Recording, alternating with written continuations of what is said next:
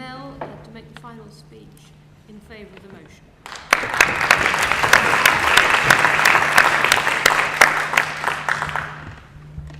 Ladies and gentlemen, today I'm going to sum up absolutely everything you've heard in this entertaining debate and show you why we think the proposition have won every argument, hands down.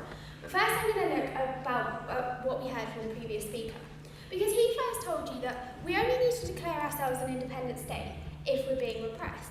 Well, we think that's actually quite a negative, mean way of looking at things. We think it's perfectly a good idea to declare yourself an independent state for good, positive reasons. We don't think we need to have a horrible, repressive government. We just think it could be something which is best for everyone involved. And we think that's a perfectly legitimate reason for us to declare ourselves an independent state. And then secondly, he told you that armies were only fun till someone got killed. Now, obviously we don't plan on anyone getting killed in our army, but we think it's probably a good idea just to have one just in case. And that's what we think is necessary to keep it there, in case our big walls around the M25 get knocked down. And then finally he told you that this would lead to tension and there'd be a civil war. We really hope not. We hope the civil war thing was left in the 1600s. But even if it wasn't, we think that other cities in our country will kind of unite together, and that would be good for them. We don't necessarily think they're going to start marching on London. And so I'm going to look at three key issues which have come up in this debate today. I'm going to look at whether we think it would be good for Londoners in London. I'm going to look at whether we think it would be good for Londoners in relation to the rest of the world. And then finally, I'm going to look at those other places in the UK that aren't London. But, so on to my first point. Do you think that this is a good thing to do for London? Because straight out, Lewis told you, Londoners pop up to the rest of the country to the tune of £200 billion a year. That's quite a lot of money. And we think you guys could be saved a huge amount of taxes. You'd have more money to spend on things you want for yourselves if you didn't have to send your money to prop up a farm and leave. And we think, guys, if you're working for your money, it's fair enough that you get to keep it and you don't have to send it off to other parts of the country. And then Samir said, oh, well, that's not very fair, because they once helped us out. Which is a bit like me saying, oh, I let my friend borrow a pencil, so now she has to do my homework for the rest of forever. Like, we think proportionality. We don't think we should be propping up £200 billion every year because they once helped us. No, thank you. And then he said it might take them decades to build infrastructure. They do have trains if you go a bit up north. Like, we think that they'd be alright, but just force them to be a bit more competitive. And then, like, we think Londoners have got our own problems, which we need to solve.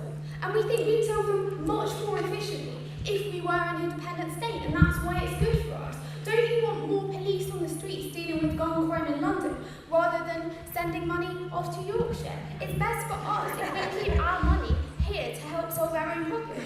And then the last speaker talked a bit about culture and said, oh, there's loads of different cultures in London. And we think that's precisely why, for cultural reasons, London should be an independent state. Because all the different cultures in London merge together in London and form a London identity. But those cultures don't actually have anything in common with the rest of the country. And that's why it's important for London to keep its identity together and be an independent state on its own. But secondly, I want to look at this idea of whether London becoming an independent state would be good for its relationship with the rest of the world. Because we think it would be a really good idea. We think it would create a voice on the global stage, which would mean that we would listen to more. Because our representatives, we'd have more representatives to the number of people. Thank you.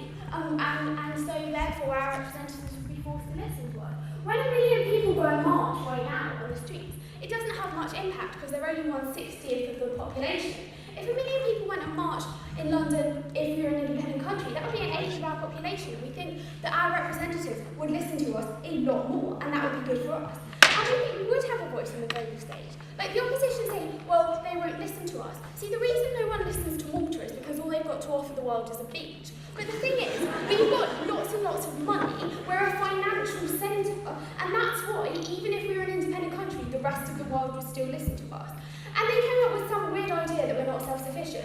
Well, we're not self-sufficient now, we're part of the UK. Do you think the lights are turning on because of the UK?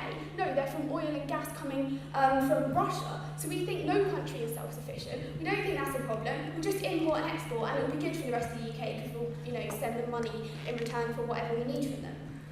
And so finally, what about everyone else? Well, the previous speakers told us, there's really good community in Coronation Street. Great, they're still going to have good community country. We think, fine, people can go and have their own communities. And that would be great for them. But we don't think that community breaks down because London isn't part of the UK anymore. And moreover, we think that actually if London becomes an independent state, then these other places in the UK do have to become more competitive and become richer off their own backs, and that's good for them. And so for all those reasons, we urge you to support the proposition.